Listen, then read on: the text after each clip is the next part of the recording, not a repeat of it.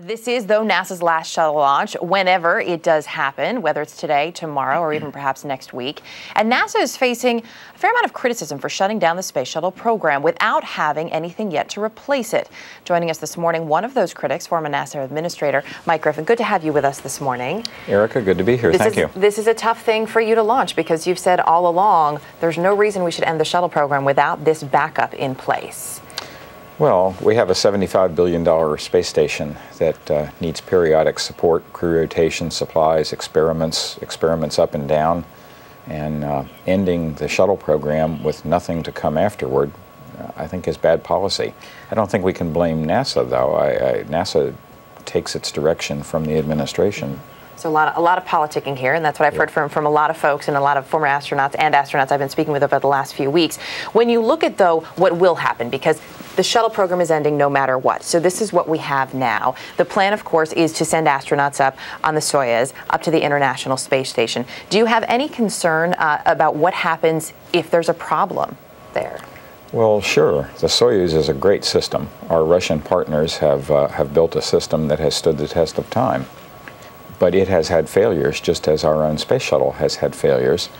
And the next failure leaves us with absolutely no access to the space station and no human access to space for the foreseeable future. There are private companies working on this. I spoke with one company yesterday. They told me, look, we can have a vehicle ready to go to ferry astronauts back and forth by 2014. You actually helped bring private companies in to work on some of this when you were at NASA.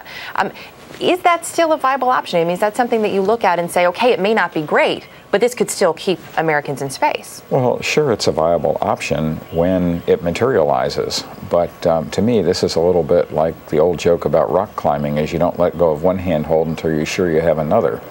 Right now, we're letting go of both handholds, and that's not a good idea. Is there a day you see, there's so much talk about manned spaceflight by the U.S. hanging by a thread, and the fact that the next astronaut that goes up may not be wearing a NASA badge necessarily. Is this the beginning of the end for the space program, as some people say? Well, the way current administration policies have brought about the end of the NASA space program. Now, whether there can be and will be a manned space program to follow that is of a different nature remains to be seen.